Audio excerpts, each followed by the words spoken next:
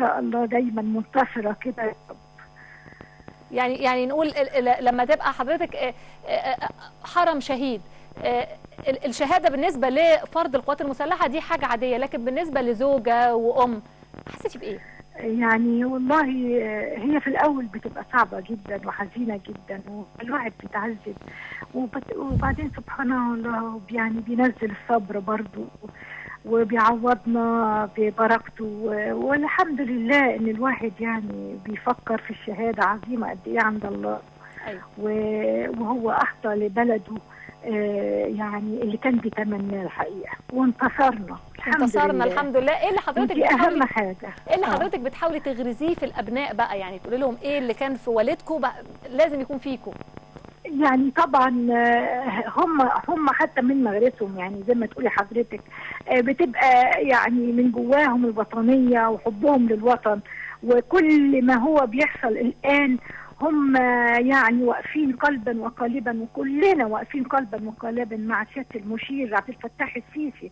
الله ينصره في حربه الشرسة اللي احنا فيها دي. ده انا بالنسبة لي دي اصعب من حرب العاشر من رمضان. وان شاء الله ننتصر بإذن الله زي ما انتصرنا قبل كده، ونشكرهم ونشكر القوات المسلحة ونشكر الشرطة انهم حافظوا على الانتصار بتاع العاشر من رمضان. يعني جميلهم فوق راسنا ان شاء الله يا رب، ودايما يا رب، واللي جاي يكون احسن من اللي فات. احنا معانا على الهواء اللي هو الدكتور يحيى السنجق، لو حضرتك عايز توجه لحرم الشهيد احمد حلمي. انا بحيي حرم الشهيد اللي هو احمد حمدي، ويكفيها فخرا ان هو استشهد في عمليات 73 وكرم واطلق اسمه على نفق الشهيد احمد حمدي الذي يربط افريقيا بالكامل باسيا.